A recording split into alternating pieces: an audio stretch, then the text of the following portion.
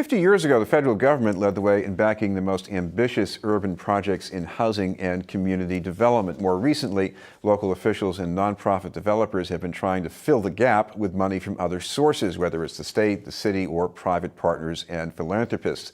To maximize the potential for that support, the state passed a new measure 4 years ago, the Community Investment Tax Credit. A report on the credit was recently done for the state, and to tell us about some of the findings is a guest from a nonprofit developer in Boston, the executive director of the Asian Community Development Corporation, Angie Liou. Thank you very much for being with us. Thank you very much for having me, Chris. Angie, a lot of our viewers, we think of your organization being active in Chinatown, a neighborhood that's very, very much stressed by forces of displacement and growth.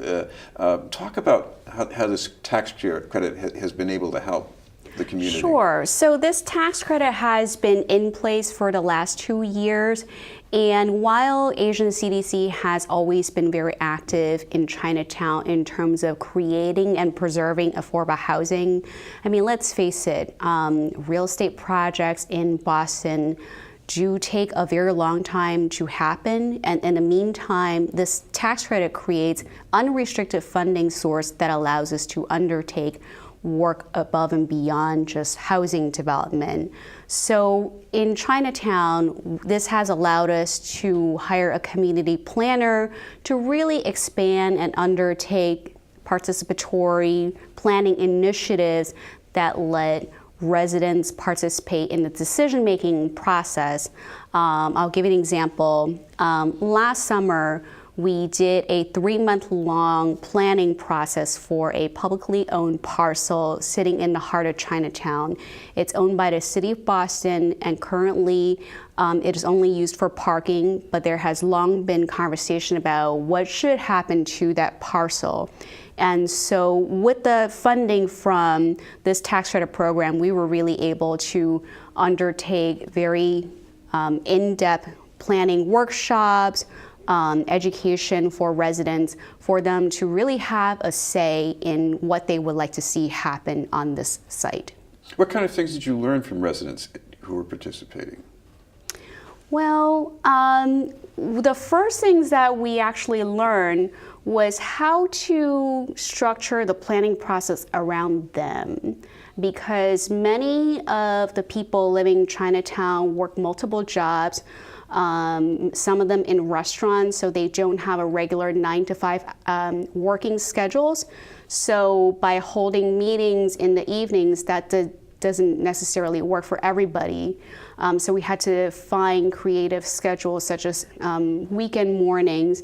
The other thing was really having translation services so that people who have limited English abilities could actually participate in the conversations and discussions. We're talking with Angie Liou from the Asian Community Development Corporation. So I imagine the people in the neighborhood, some of them really want rental subsidies, but they might also be saying, well, we need help with getting better job opportunities, or maybe things for our children, their learning opportunities. Do you hear things like that from residents too? Absolutely. As part of that planning process, we heard, not surprising, the first and foremost is really a cry for affordable housing, but not just rentals. A lot of people are also looking for homeownership opportunities. They're really hoping that they can settle down and establish roots right in Chinatown.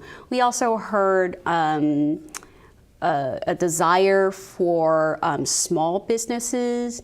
I think that's the other side of the gentrification that we're seeing, is that it's not just happening on the residential side, but we see it starting to happen with small businesses as well. So there's a desire to make sure that local small businesses can continue to stay in the neighborhood.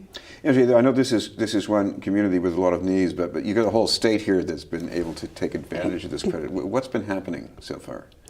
So in terms of the program, since it's statewide, there have been about 50 community development corporations that have been able to take advantage of this program, all the way from Western Massachusetts to obviously a lot of CDCs in the greater Boston region, and all the way down to the Cape. And because community development corporations are really homegrown and rooted in their respective neighborhoods, the variety of CDCs have really gone back to their communities and developed programs and initiatives depending on their community's needs. So we hear a diverse initiatives including farmers markets, financial and housing counseling, adult ESL classes, and health initiatives. So these are all the work that's been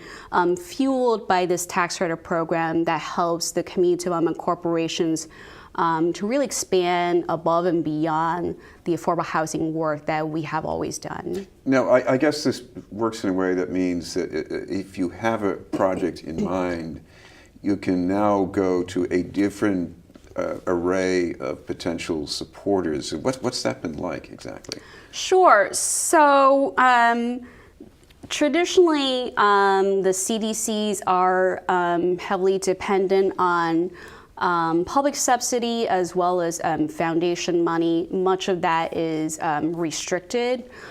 So what the tax credit tools allows is it taps into a new pool of private donations.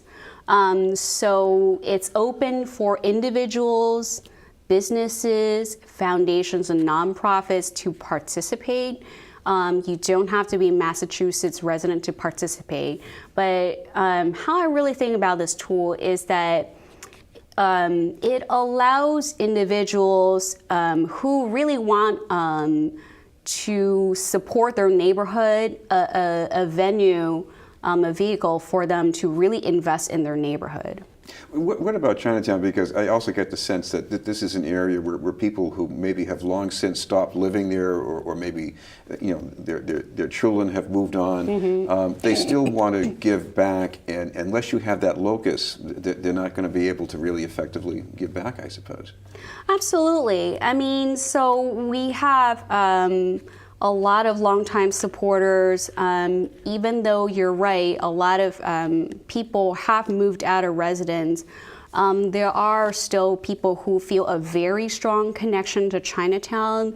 I would describe Chinatown as both a social, economic, as well as emotional hub for the Asian community. Just because you no longer live there doesn't mean there isn't still a connection to it. People still come back not only for dim sum to do their shopping, but they come back to see their friends or to see where they grew up. And so in a sense, it's still a very tight-knit community. What about the future of this tax credit? Anything that people should know?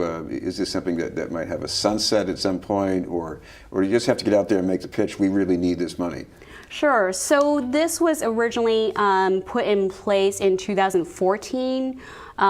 So it's currently in effect for 6 years. And obviously, we hope once the sunset period comes up, we will be able to extend it, because our survey has found that over the last 2 years, it's already leveraged a lot of private funding that previously the community development corporations didn't necessarily have as much access to. So over the last 2 years, collectively, this program has raised close to $13 million for all the community development corporations across the state. Thank you very much for being with us. Thank you. And for more information about the tax credit program, people can visit www.macdc.org. And of course, you've got your own website for the Asian CDC. Yes. Thank you very much for being with us. Thank you. Angie Liou. Up ahead, we'll talk about this year's holiday shows for kids with the Director of Arts Boston.